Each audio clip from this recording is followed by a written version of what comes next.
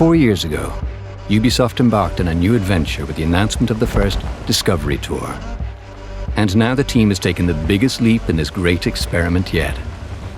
The unique aspect of Discovery Tour Viking Age is that it's a role-playing game that has no conflict.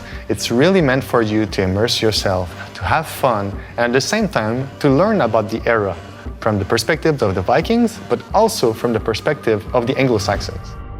Discovery Tour Viking Age is a richly layered narrative experience split between the Viking and Anglo-Saxon world.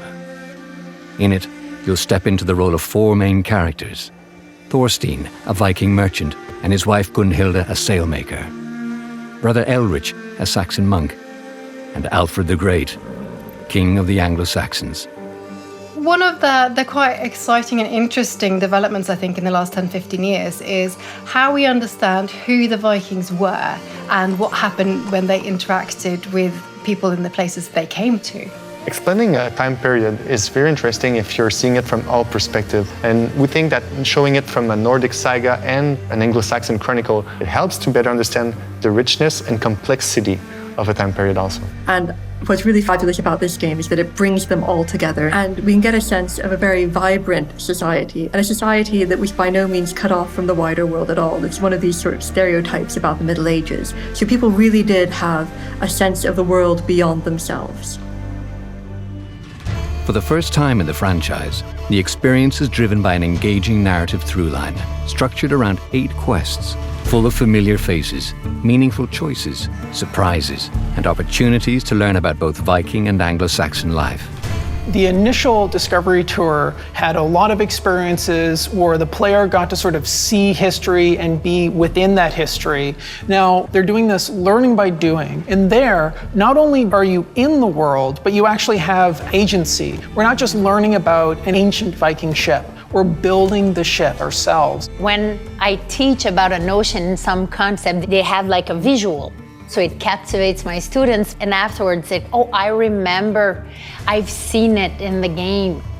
This narrative will even take players to the realms of Jotunheim and Asgard to learn fascinating details about Norse mythology. There is a wealth of unlockable content to explore and earn, like the Elderman armor set and his mount, a legendary short sword, unique tattoos, a new raven, and the amazing Sligdertani, a ship inspired by Viking mythology. These unlockables are all redeemable in Valhalla's mainline experience. Along your journey, you'll also encounter discovery sites and behind-the-scenes capsules, which are optional waypoints, diving deeper into the historical context of the Viking Age and revealing insights on Valhalla's development process. Throughout its creation, Ubisoft worked closer than ever with leading specialists in Norse and Anglo-Saxon history. These were not just advisors, but key developers, imbuing the Discovery Tour with unprecedented detail and immersive nuance as they pulled back the veil in this contentious historical period. I think the Discovery Tour helps make history more available to everybody. Like this type of game, I think, will give people more of that sense of what it was actually like to be a real human being back 1,000 years ago. I think that really humanizes the past, and I think that brings people closer to history in quite a unique way.